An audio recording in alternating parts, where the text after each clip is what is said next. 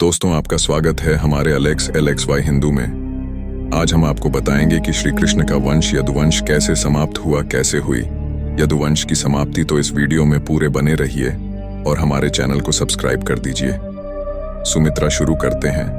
भगवान श्री कृष्ण के जीवन को देखा जाए तो पता चलता है कि वो केवल भगवान ही नहीं बल्कि एक युग पुरुष थे, जिन्होंने काफी ऐसे कार्य किए जिसे हम आज की क्रांति से जोड़ सकते हैं।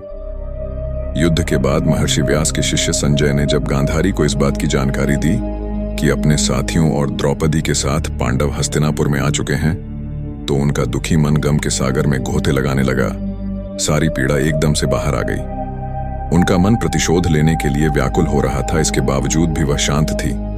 लेकिन जब उन्हें यह पता चला कि पांडवों के साथ भगवान श्री कृष्ण भी हैं, तो वह क्रोधित हो गई। उन्होंने श्री कृष्ण को श्राप दिया। गांधारी ने कहा, अगर मैंने भगवान विष्णु की सच्चे मन से पूजा की है तथा निस्वार्थ भाव से अपने पति की सेवा की है, तो जैसा मेरा कुल समाप्त हो गया, ऐसे ही तुम्हारा वंश तुम्हारे ही सामने समाप्त होगा और तुम देखते रह जाओगे।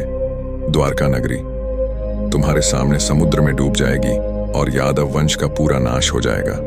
श्री कृष्ण ने मुस्कुराते हुए गांधारी को उठाया और कहा, माता, मुझे आपसे इसी आशीर्वाद की प्रतीक्षा थी। मैं आपके श्राप को ग्रहण करता हूँ। हस्तिनापुर में युधिष्ठिर का राज्याभिषेक होने के बाद भगवान श्री कृष्ण द्वारका चले गए। श्राप में गांधारी ने जो कहा था वह सच होने लगा।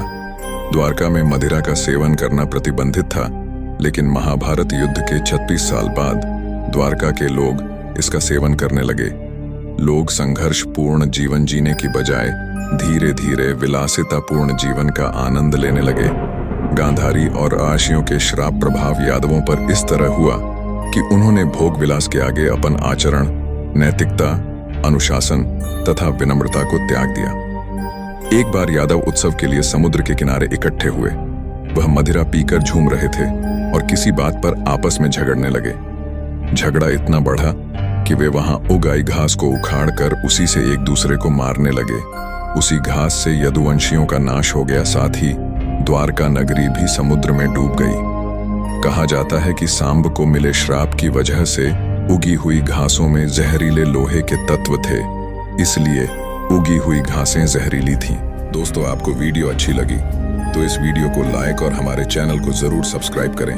मिलते हैं नई वीडियो के साथ, तब तक के लिए नमस्कार।